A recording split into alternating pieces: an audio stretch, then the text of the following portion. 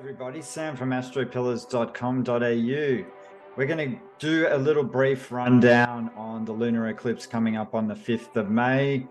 I just want to let you guys know I had a successful event over the weekend here in Melbourne, Australia. I'm promoting Chinese astro as best I can to get the word out. Sold a few books. Did a little presentation on the subject, went down well. And just wanting to let everyone know that was good value, because it's good fun to try and spread astrology out into the world. This is a new kind of thing I'm doing outside my clinical practice, so I'm enjoying it. And not a bad time to be doing, well, an interesting time to be doing it around this eclipse cycle. So we've got a lunar eclipse coming up on the 5th of the 5th, 2023, 14 degrees Scorpio. Now, there's a few kinds of eclipses. We've got a total eclipse, a partial eclipse. This eclipse coming up is what they call a penumbral eclipse.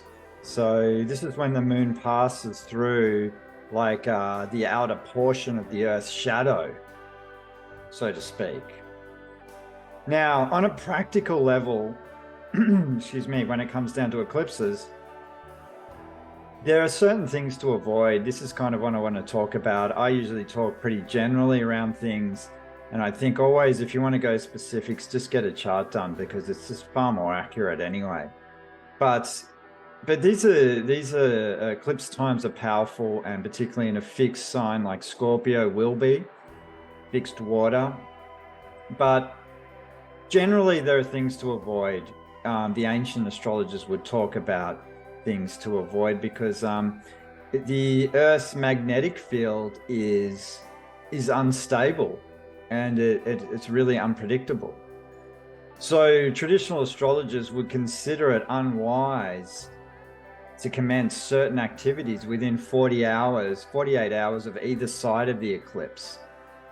Now, usually we've got the solar eclipse, and then 2 weeks later we've got the lunar eclipse. So in between that 2-week period, this is what ancient astrologers would call in-between waves, which is a period of time when the Earth's magnetic field is quite unstable, and there are certain things they would suggest to avoid. And some of those will be conceiving children, having electional surgery, marrying, beginning hormonal treatments, relocation of a business or say a house, entering the stock market, and taking certain types of medications for the first time. Because the body is electric. So we're deeply rooted in, man's deeply rooted in nature, man's deeply rooted is deeply connected to the cosmos, the microcosm and the macrocosm, so to speak. And when the energies of the Earth are this unstable, it's highly beneficial, if you can, particularly surgery, to avoid it at this time. But any of those kind of things I mentioned. So some people would say a solar eclipse is more powerful than a lunar eclipse. And it's hard to, in my opinion, I've just been observing seriously eclipses, I guess, for the last few years. But I would say lunar eclipse have more internal effect on our emotions, so to speak. But that's not to say what's more powerful and what isn't. So I would just say that water eclipses generally influence the seas and the rivers. They also relate to the lower classes of people, women, children, emotions. They affect the psyche, and they expect and spiritual matters, and they rule the fluids of the body, because the moon does rule the fluids, the sex, and disease, contagious diseases as well. We'll talk a little bit about that later with health. But so really the Scorpio eclipse influence our emotions, and our emotions are going to get shaken loose at this time. What's hidden in the deep reservoirs of our bodies that have been either suppressed or repressed are going to come out within ourselves, and which can be quite confronting, depending on which house it sits in and what areas of influence in the chart. These kind of things will play out. Is a different matter here, but talking generally, this is what will happen. So lunar eclipses will do this, and particularly in the fixed sign of Scorpio, and we've already experienced one obviously last year as well. So what will happen is what is hidden in the deep reservoirs of the body will get revealed. So the shadow side of our psyche is more likely to get revealed at this time, which can at times not be so comfortable. But we need to learn how to ride out these darker sides of our psyche and engage in the process. Now, also, this eclipse, obviously, from the reflex zone is going to affect the sign of Taurus. So there's obviously going to be financial and economical changes, which you don't have to be a rocket scientist to see what's been going on. I mean, this was triggered in the last eclipse, really, in Scorpio, in Taurus last year. And we can see huge fluctuations and big changes coming in now that Pluto's ingressed into Aquarius as well. All these kind of major themes that are coming on the astrological side of things that are influencing a lot of things on that financial market as well. But when the eclipse is in between waves, like I said, it's just not a good time for entering the stock market. You just want to wait until this period just finishes, and that goes with crypto as well, all these kind of things. But Scorpio rules many things astrologically. One of them is surgery, oncology, recycling, plumbing, sexual organs, parasites, vermin, polluted water, genetics, transfusions, organ transplants, oil, chemicals, perfumes, the sinus, the nose, money, inheritance, medical records, genocide, bacteria, blood banks, sperm banks, DNA banks, drugs and pharmaceuticals. All these kind of things are ruled by this at its time. And because Scorpio is it's going to reveal hidden matters around all these kind of subjects, all of them.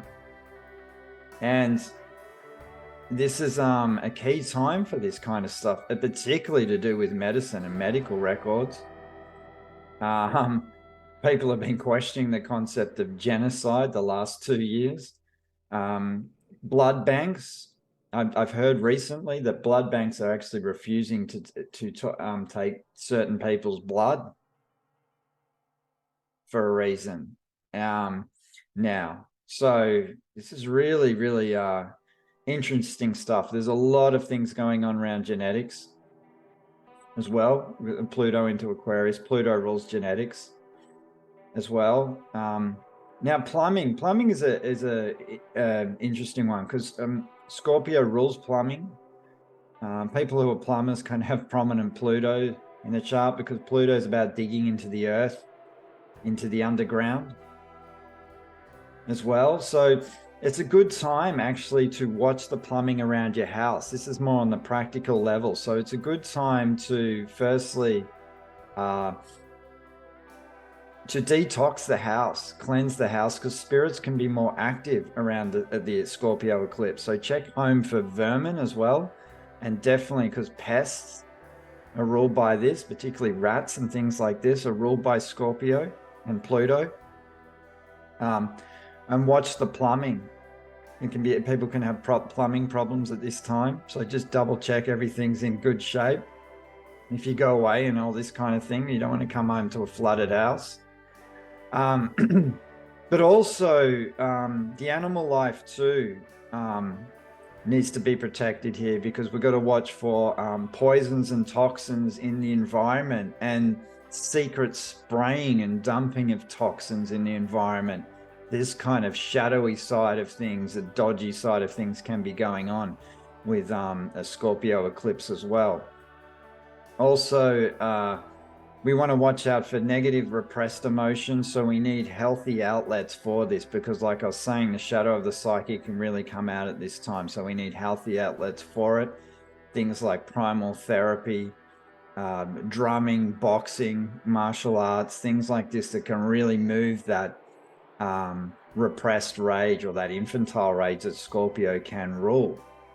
There can also be health issues around hormones. So women who are doing IVF and things like this, in between waves time is not a good time.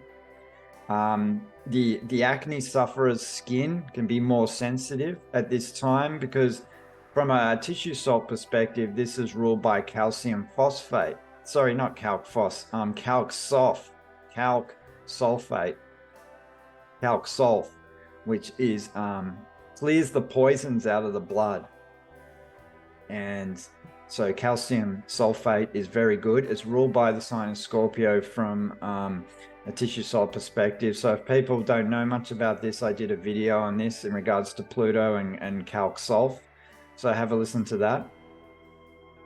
Scorpio rules the excretory system, the genitalias, the bladder, the prostate as well, the uterus. Menstrual issues can increase, all these kind of issues around the gynae stuff, men's prostate issues, bladder, urinary tract infections, and STDs can really be escalated at this time. The sexual energy can get quite high as well. The Scorpio is a deeply sexual sign, but also the issues of jealousy and all these things can come up under the surface. The people who suffer from addictions like alcohol and drugs, the cravings can get a lot stronger at this time as well.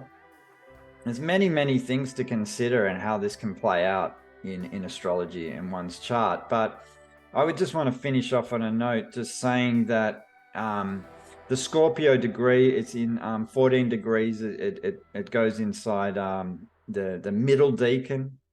So in the old mundane astrology books, they would say that it dries up the fruits and olives. And the air is contagious with fevers and pestilence. So it's going to be interesting to see how we go in this winter down south in Melbourne. I know up north they've been having a lot of droughts. And it's just going to be interesting to see how this plays out. So this is just a little snapshot of this lunar eclipse coming up. So just keep your emotions in check. And we'll be back to talk furthermore astrological talk. So thanks for listening, everyone.